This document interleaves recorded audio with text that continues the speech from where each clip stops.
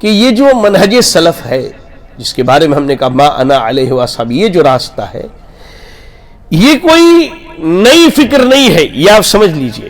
جیسے ہمارے یہاں کیا ہے، اہل حدیثیت کو کہا جاتا ہے کہ یہ 1857 سے پہلے ان کا وجود نہیں تھا۔ یہ مسکین آدمی ہے بولنے والا، اس بیچارے کو علم ہی نہیں ہے، میں کہتا ہوں، یا پھر وہ عناد اور دشمنی میں ایسی بات کر رہا ہے، یا پھر لوگوں کے مال کی لالچ میں وہ بات کر رہا ہے کہ اگر میں لوگوں کو انٹرٹین نہ کروں، لوگوں کے من مطابق باتیں نہ کروں تو منہ مانگا نذرانہ مجھے نہ ملے گا۔ جی ہاں، سیدھی سی بات ہے، یہی بات ہے سر۔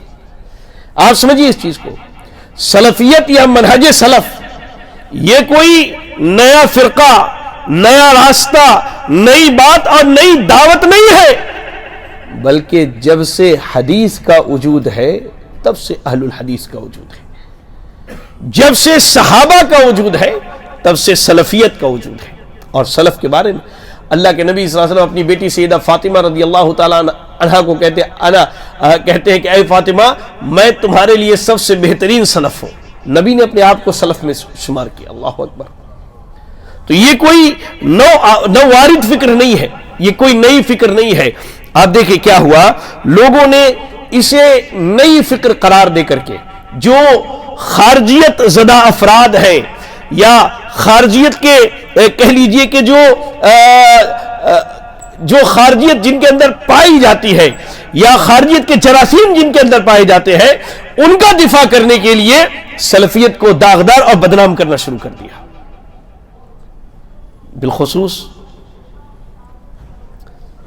مولانا مودودی صاحب کو لیجئے، مولانا وحید الدین خان صاحب کو لیجئے، ان دو افراد کے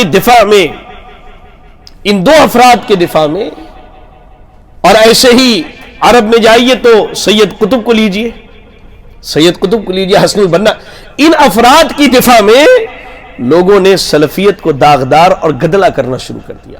حالانکہ سلفیت کوئی نو وارد فکر نہیں ہے، بلکہ جب سے سلف ہے تب سے سلفیت ہے میرے بھائی۔